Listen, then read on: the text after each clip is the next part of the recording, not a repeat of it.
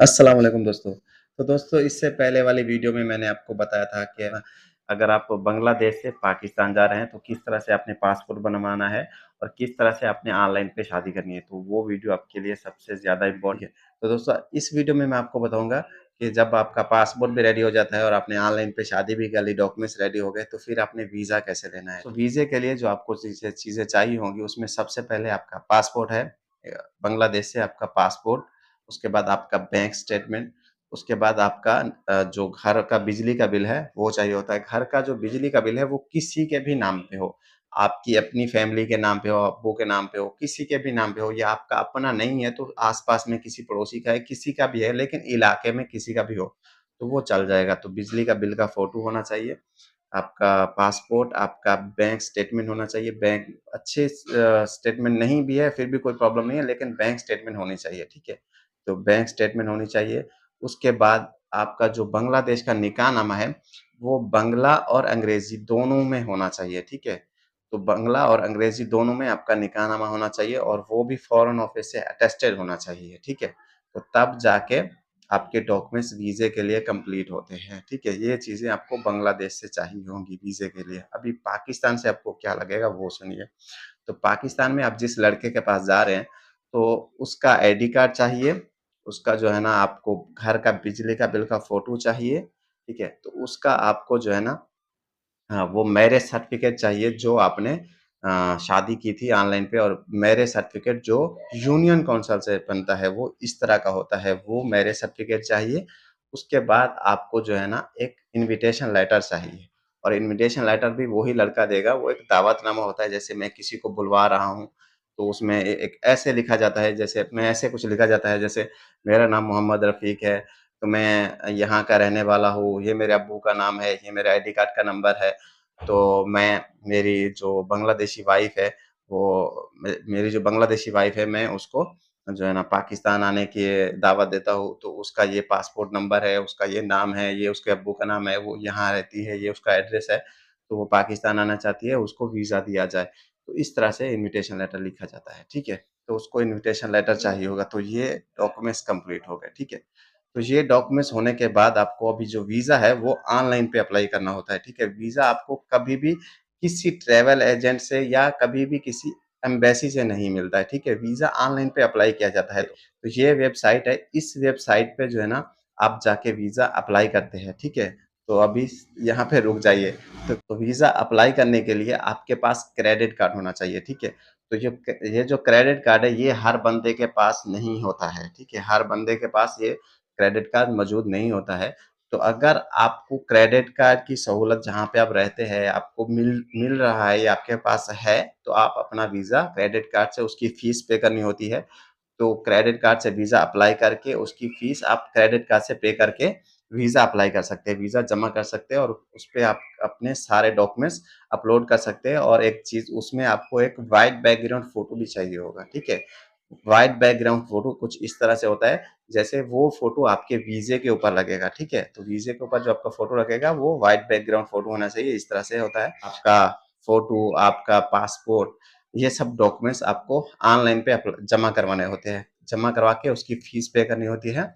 तो जब आप फ़ीस पे कर देते हैं, तो उसके बाद एम्बेसी से आपको 10 दिन, 15 दिन के बाद, 7 दिन के बाद आपको एक मेल आती है। जिस ईमेल के ज़रिए से आपने वीज़ा अप्लाई किया होगा, उसी ईमेल पे आपको एक मेल आती है। उसी ईमेल पे आपको एक मेल आएगी, मैसेज आएगा कि आपको एम्बेसी में इस तारीख को इतने बजे एम्बेसी में बुलाया है और ये डॉक्यूमेंट्स आप लेके एम्बेसी आइए, आपका इंटरव्यू है, ठीक है? तो वो सब डॉक्यूमेंट्स लेके आपने एम्बेसी जाना होता है। एम्बेसी में जाके आपका इंटरव्यू होगा, इंटरव्यू पे आपसे ये सभी पूछा जाएगा कि आप पाकिस्तान क्यों जा रही है? किस लिए जा रही है? तो ज़ाहिर-सी बात है आप बोलेंगे कि मैंने किसी लड़के से प्यार किया है, शादी की है, इसलिए जाना चाहते हो। जो बात है सच बोले हैं, यहाँ पे बहुत से लोग होते हैं वो बोलते हैं समझते हैं कि अगर हम बोलेंगे हम शादी करना चाहते हैं, हम प्यार करते हैं, तो वो ये सब वीज़ा नहीं मिलेगा, ऐसा बिल्कुल भी नहीं है, ठीक है? ये सब झूठ है। आपने वो ही बोलना है जो सच है कि मैंने एक लड़के से फ़ेसबुक से या किसी भी ज़रिए से आप बोल सकते हैं कि मैं उससे मतलब बातें करती थी। फिर हम दोनों में प्यार हुआ, मैं अभी जो है ना मैं उसको पसंद करती थी तो हमने जो है ना फिर शादी की है ऑनलाइन पे। तो इस तरह से हमने शादी की है, हमारी भी इधर से फैमिली थी, उधर से उनकी फैमिली थी, वीडियो कॉल पे हमने शादी की है, हमारे दोनों साइड से काज़ी थे, निकाहनामा पढ़ा है हमने। तो फिर डॉक्यूमेंट्स रेडी किए, तो अभी फिर मैंने वीज़ा अप्लाई किया है और बस फिर अभी मुझे पाकिस्तान जाना है, इसलिए मैं जो है ना वीज़ा लेना चाहती हूँ, ठीक है? तो इंटरव्यू पे ये सब इस तरह से बोला जाता है। फिर वो आपसे ये भी पूछ सकते हैं कि पाकिस्तान में जो आपकी जिससे आपकी शादी हुई है, वो क्या करता है? आप क्या करते हो? आपकी फैमिली राज़ी है या नहीं है? तो उसके बाद जो लड़का होगा, जिसके आपसे शादी हुई होगी, पाकिस्तानी, वो लड़के का आपको बोलेंगे व्हाट्सएप नंबर दीजिए, आप उनका व्हाट्सएप नंबर देंगे, वो लड़के से फिर एम्बेसी वाले बात करेंगे कि सच में आपकी शादी हुई है, कैसे डॉक्यूमेंट्स बनाए हैं। तो ये सब कुछ उससे पूछेंगे, ठीक है? तो ये सब कुछ पूछने के बाद अगर एम्बेसी वालों को आपका इंटरव्यू मतलब ठीक लगा कि आपने जो बोला है सब ठीक है, सही है, तो डॉक्यूमेंट्स में भी कोई प्रॉब्लम नहीं है, तो फिर वो आपको जो है ना वीज़ा इश्यू कर देंगे और वीज़ा जो है आपको वो ऑनलाइन पे ही मिलेगा, ठीक है? ऑनलाइन पे मिलेगा, उसी ईमेल पे मिलेगा जिस ईमेल पे आपने वीज़ा ऑनलाइन पे अप्लाई किया था, उसी ईमेल पे वीज़ा आएगा, ठीक है?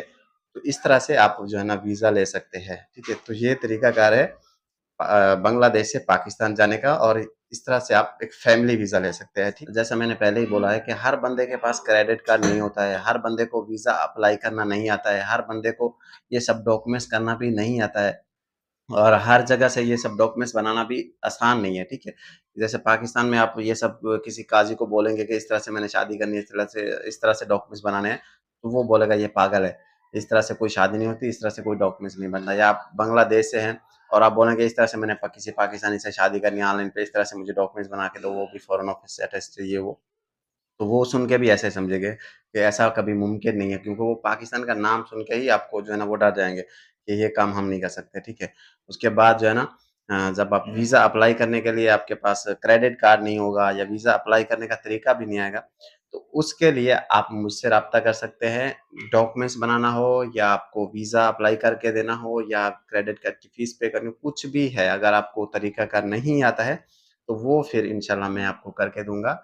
वो इसलिए करके दूँगा कि हर बंदा ये सब नहीं कर सकता है क्योंकि मैं खुद पाकिस्तान से बांग्लादेश आया या मैंने अपनी वाइफ़ का वीज़ा लिया, तो ये सब कुछ प्रोसेस करना मेरे लिए भी बहुत मुश्किल था।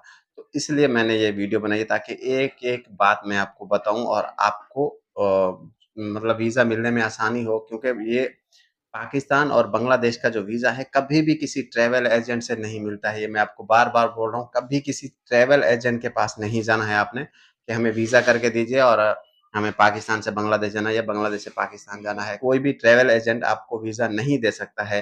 तो इसके लिए अगर आपको कोई बंदा बोल भी रहा है, तो उससे ये पूछिए आप कि आप कैसे वीज़ा करके देंगे आप हमें? आपको आपने कभी किसी को वीज़ा करके दिया है, तो उसका वीज़ा दिखाइए हमें। कोई बंदा आया है, गया है, अगर आपने किसी को वीज़ा करके दिया है, कौन-कौन से डॉक्यूमेंट्स लगे हैं, कितना पैसे लगे हैं, किसको करके दिया है, हमें उससे बात कराइए, हम देखना चाहते हैं। फिर हमें यकीन होगा, ऐसे किसी पे यकीन नहीं करिएगा, ठीक है? ये मैं आपको बार-बार बोल रहा हूँ क्योंकि मैं 4-5 साल से ये सब काम कर रहा हूँ और मुझे पता है कि बहुत से लोग ट्रैवल एजेंट ऐसे होते हैं वो जो है ना किसी को नहीं पता है तो वो क्या करते हैं उनको बस ऐसे ही बोलते हैं कि आपको वीज़ा हम दे देंगे, बस आपकी टिकट होने वाली है, ये होने वाला है। ऐसे करके उनके बहुत सारे पैसे खा जाते हैं, ठीक है? तो इसलिए ये सब चीज़ों का आपको पता होना चाहिए, तो इन सब चीज़ों से बचिएगा। इसमें सिर्फ़ मेरी एक हेल्प कर सकता है, इस पे आपके कोई पैसे नहीं लगेंगे, आपको कहीं जाना नहीं है, सिर्फ़ घर बैठ के बस सिर्फ़ सब्सक्राइब का जो बटन है वो दबा देना है, ताकि इससे मेरी एक हेल्प हो जाएगी। तो बस इतना आपने करना है। Thank you so much. Allah हाफ़िज़।